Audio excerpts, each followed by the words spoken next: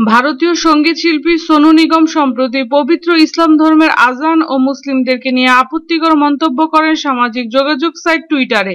তিনি আজানকে সকালবেলা ঘুম ভাঙার কারণ হিসেবে তুলে ধরেন এবং আজানের ধ্বনিকে জোর করে চাপিয়ে দেওয়া বলে উল্লেখ করেন। তিনি বলেন, আমি মুসলিম না, তাহলে কেন আজানের শব্দে আমার ঘুম ভাঙানো হবে? শুধু তাই নয়, এই গায়ক আজানের শব্দকে কর্কশ সুর বলেও উল্লেখ করেন এবং ভারতে তা নিষিদ্ধ করার কথা বলেন। তার এই মন্তব্যের পর শুধু ভারত নয়, পৃথিবীর অন্যান্য দেশ থেকেও তার চরম বিরোধিতা করা হয়।